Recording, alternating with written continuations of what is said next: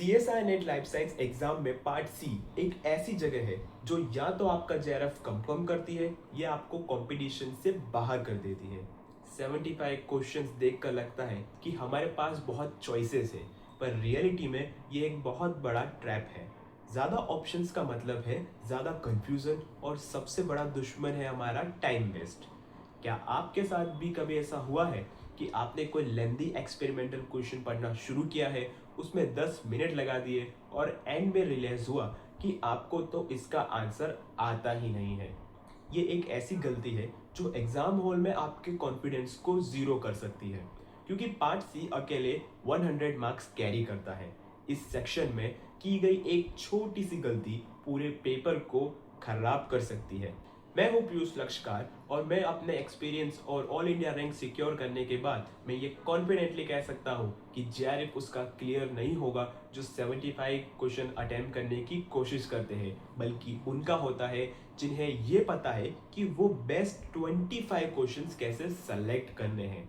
आज की इस मास्टर क्लास में मैं आपको वही एग्जैक्ट फिल्टरिंग फ्रेमवर्क दूंगा जिसे टॉप रैंकर्स यूज करते हैं, ताकि आप पेपर के सबसे इजी और स्कोरिंग सेक्शंस को आइडेंटिफाई कर सके और नेगेटिव मार्किंग के ट्रैप से पूरी तरह बच सके। तो पेन और पेपर निकाल लीजिए, क्योंकि ये 25 क्वेश्चंस आपका रैंक डिसाइड करने वाले हैं। Let's start. सबसे पहले हम बात करते हैं कैटेगरी फर्स्ट की, जहां हमारा टारगेट 5 से 7 क्वेश्चन एक्यूरेटली सॉल्व करना है। ये पेपर के सबसे स्कोरिंग और टाइम सेविंग क्वेश्चंस होते हैं। इसमें सबसे टॉप प्रायोरिटी पे आते हैं मैथ द फॉलोइंग क्वेश्चन। इन्हें अप्रोच करना सबसे आसान होता है, क्योंकि इनमें पूरी नॉलेज की जरूरत नहीं होती। अगर आपको चांस 4 में से सिर्फ एक या दो सिर्फ पेयर एक्यूरेटली पता है, तो आप ऑप्शंस के थ्रू बाकी सभी को आसानी से एलिमिनेट कर सकते हैं। एग्जाम हॉल में ये क्वेश्चंस आपके टाइम और मार्क्स दोनों को ही सेव करता है। इसके बाद आते हैं डायरेक्ट स्टेटमेंट्स क्वेश्चंस।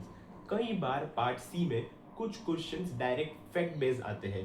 अगर आपने स्टैंडर्ड्स बुक्स जैसे कि मॉलिक्यूलर बायोलॉजी के लिए वॉटसन को थरली पढ़ा है, तो वहां से सीधे स्टेटमेंट्स उठाए गए होते हैं।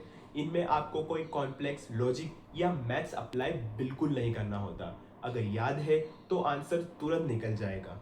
इस कैटेगरी के लिए आपका एक्शन प्लान बिल्कुल क्लियर होना चाहिए। पार्ट सी ओपन करते ही आपको ब्लाइंडली हर क्वेश्चंस पढ़ने की जरूरत बिल्कुल नहीं है। एक क्विक स्कैन कीजिए और specifically in match the following और डायरेक्ट फैक्ट बेस्ड क्वेश्चंस को हंट कीजिए। इन शुरुआती 5 से 7 क्वेश्चंस को सक्सेसफुली अटेम्प्ट करने पर आप फर्स्ट फ्यू मिनट्स में ही 20 से 28 मार्क्स एक्यूरेटली स्कोर कर लेंगे, जो आगे के पेपर के लिए आपके लिए एक जबरदस्त कॉन्फिडेंस भी बूस्ट करेगा और बेस ऑफ मार्क्स भी देगा। अब आते हैं कैटेगरी 2 पर, जहां से हमें 8 से 10 क्वेश्चन सॉलिडली टारगेट करने हैं। बहुत सारे स्टूडेंट्स आधे पेज का लंबा एक्सपेरिमेंटल क्वेश्चन देखकर डर जाते हैं, चाहे वो wild type strain versus mutant strain के कंपैरिजन का क्यों ना हो, या फिर किसी मल्टी ड्रग रेजिस्टेंस बैक्टीरिया का क्यों ना हो, या फिर किसी ग्रोथ काइनेटिक्स का कॉम्प्लेक्स ग्राफ हो। देखते ही स्किप करने का मन करता होता है। लेकिन रियलिटी में ये क्वेश्चंस एक्चुअली सबसे बड़े गोल्ड माइंस होते हैं। क्यों? क्योंकि इनका आंसर आपके मेमोरी में नहीं होता, बल्कि उस आधे पेज के क्वेश्चंस के अंदर ही छुपा हुआ होता है। आपको बाहर से कुछ याद नहीं करना, सिर्फ डाटा को प्रोसेस करना है। ऐसे क्वेश्चंस को हैंडल करने का मेरा एक सिंपल असूल है, the read the access rule. जब भी कोई ग्राफिकल क्वेश्चंस आपके सामने आए, उसकी लंबी पैराग्राफ वाली थ्योरी पढ़ने से पहले सीधा ग्राफ के एक्स एक्सिस और वाई एक्सिस को केयरफुली ऑब्जर्व करिए। आधा एक्सपेरिमेंट आपको वही समझ में आ जाएगा कि आखिरी टेस्ट क्या किया जा रहा है। इसके बाद आपको सिर्फ एक्सपेरिमेंटल डेटा में ट्रेंड स्पॉट्स करने हैं। चेक कीजिए कि वेरिएबल्स के बीच में डायरेक्ट प्रोपोर्शनलिटी है या इनवर्स प्रोपोर्शनलिटी है। एक बार आपने एक्सपेरिमेंटल पैटर्न आइडेंटिफाई कर लिया, तो गलत स्टेटमेंट कॉम्बिनेशंस को एलिमिनेट करना बहुत ही आसान हो जाता है। घबराइए मत, ये पैराग्राफ वाले क्वेश्चंस देखने में डेंजरस होते हैं, और थोड़े से फोकस के साथ यही आपके जेआरएफ के रास्ते को क्लियर भी करते हैं। अब हम बढ़ते हैं कैटेगरी 3 की तरफ, जहां हमारा टारगेट 8 से 10 क्वेश्चंस एक्यूरेटली सॉल्व करना है। ये मल्टी स्टेटमेंट क्वेश्चंस जहां options A and option B, B and C, A and C या सी एंड डी के कॉम्बिनेशंस में आते हैं। इन्हें देखकर लगता है कि आपको सारी स्टेटमेंट का डीप नॉलेज होना चाहिए, पर एक्चुअल गेम यहाँ सिर्फ पढ़ाई का नहीं है बल्कि स्मार्ट एलिमिनेशन का है। इन क्वेश्चंस को क्रैक करने का सबसे बड़ा हैक है फाइंडिंग द फॉल्सहुड, यानी सबसे गलत स्टेटमेंट को पकड़ना। आपको चारों स्टेटमेंट सही है या नहीं ये पता होने की कोई ज़रूरत नहीं है। आपको सिर्फ एक ऐसी स्टेटमेंट ढूंढनी है जो डेफिनेटली फॉल्स हो। मान लीजिए आप 100% श्योर है कि स्टेटमेंट बी बिल्कुल गलत है, तो अब सीधा ऑप्शंस पर आइए और जिन भी ऑप्शंस में बी दिया गया है उन्हें इंस्टेंटली क्रॉस आउट कर दीजिए।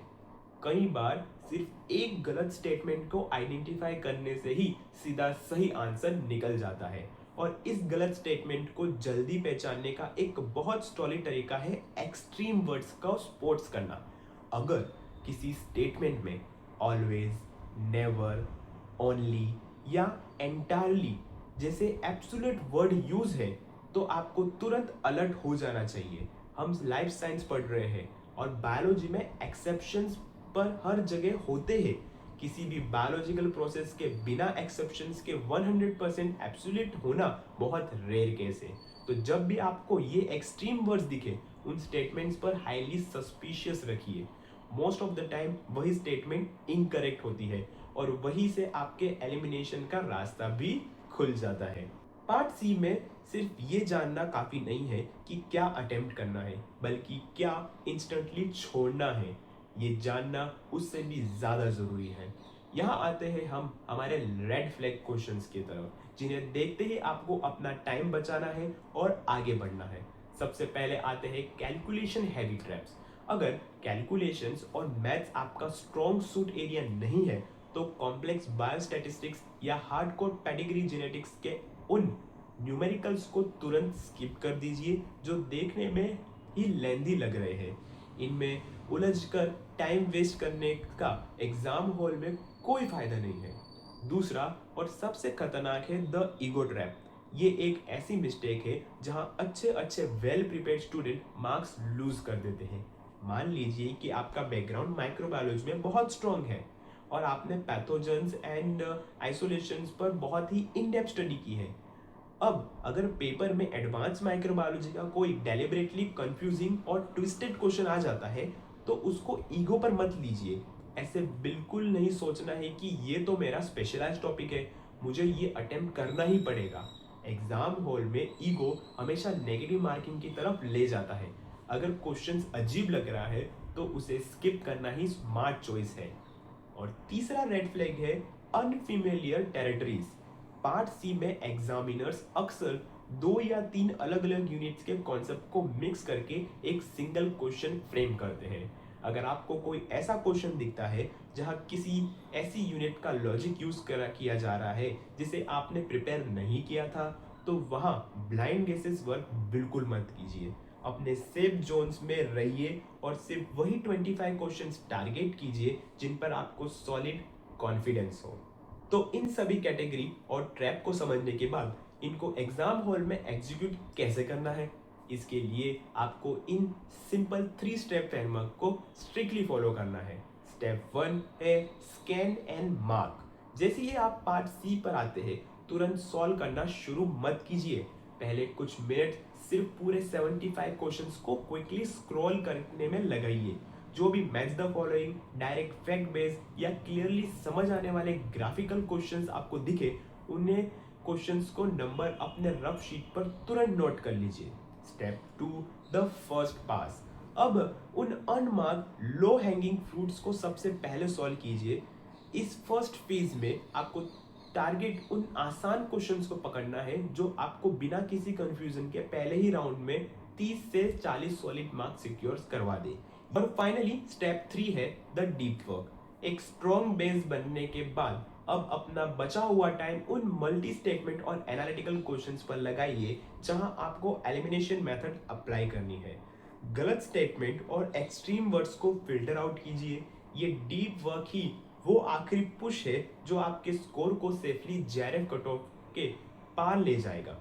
अगर आप इस सिस्टमेटिक फिल्टरिंग अप्रोच से अपना पेपर अटेम्प्ट करते हैं तो पार्ट सी के 75 क्वेश्चंस का डर आपके आगे बिल्कुल खत्म हो जाएगा। अगर इस पार्ट सी मास्टर क्लास ने आपके दिमाग के 75 क्वेश्चंस के कंफ्यूजन को क्लियर किया है तो इस वीडियो को एक लाइक जरूर दीजिए ताकि मुझे पता चले कि ये फॉर्मेट आपको पसंद आ रहा है। कमेंट करके मुझे बताइए कि आप सबसे ज़्यादा किस स्पेसिफिक यूनिट या सेक्शन में स्ट्रगल कर रहे हैं। मैं अपने आने वाली वीडियोस में उसी पर टॉपिक पर प्लान करूंगा। और अगर आपने अभी तक चैनल को सब्सक्राइब नहीं किया है तो अभी कर लीजिए, क्योंकि इस चैनल पर मैं अपनी पूरी ऑल इंडिया रैंक की जर्नी और ऐसे ही exam cracking practice strategy share करता रहूंगा जो आपको किसी स्टैंडर्ड बुक्स में बिल्कुल नहीं मिलने वाली।